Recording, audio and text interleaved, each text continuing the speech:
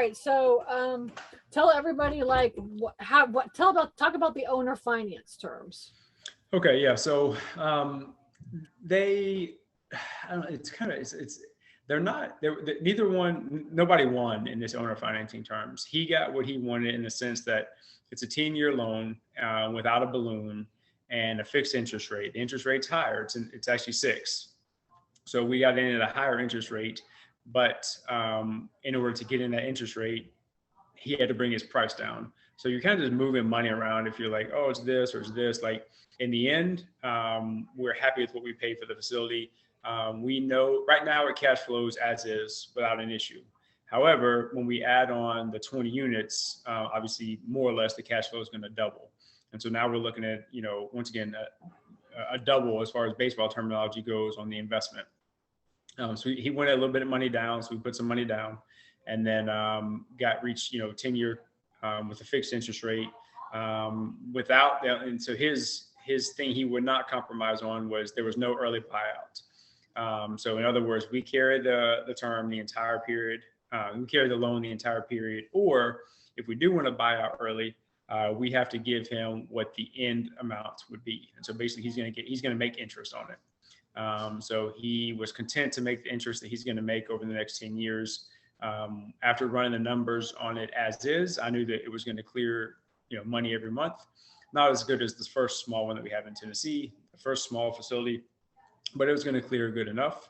And once we get that second building built, then all of a sudden we're looking at, okay, we're making money again, making real money again, not just some money.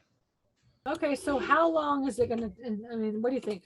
Are you going to add on to this? First of all, number one, are you going to add on? And number two, how long is it going to take for you to start making some money on this thing? And why is that worth it to you? Yeah, we are going to add on. Yeah, as I mentioned, we are already in talks with a bank here to add on. They have all the information they need. We should have that approved probably in the next 2 weeks.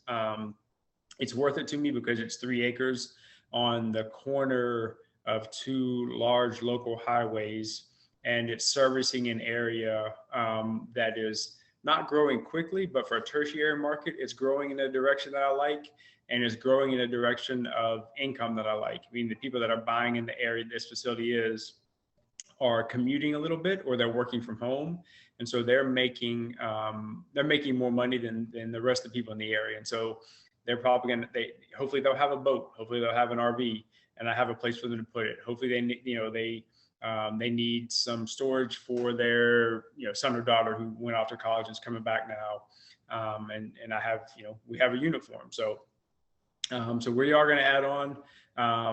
It's making money now. It's just not making huge money right now, but it is a buy and hold. It is a long-term investment. It is 3 acres on a fantastic location. That I believe has the potential to really grow and to expand going forward. So we're not in a hurry on this one. It's not as pressing that we make fantastic returns straight away, but we will make good returns. I feel confident in that, or we wouldn't have gone down the route of buying it. But the truth is, I mean, honestly, the market, where the market's at right now, it's very hard to find deals that are like totally awesome. Most people, the deals that they're buying are like good purchases that are long-term holds that you can maybe value add by increasing the rates or value add by adding on. And this is honestly how it's going to be. And the reason why is because the market is just so saturated. And there's so many buyers, and also it's a seller's market right now, So there's nothing wrong with looking at deals the way that you're looking at it, which is, yeah, maybe I don't cash flow as much as I wanted to right now, but over time, this thing is going to appreciate and I'm going to value add it. Yeah, and that's why we bought this. I mean, if there was no land available for this one, I would not have purchased this one. And this was also, I mean, I don't know where you're at with this, as far as investment goes, but this was kind of a gut purchase. I've seen this piece of land, and I was interested in building on it already. And this other guy did that.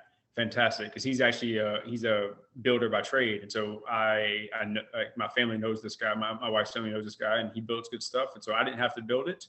So I bought what he built, and then I filled it up for him basically. And then I bought the facility from him.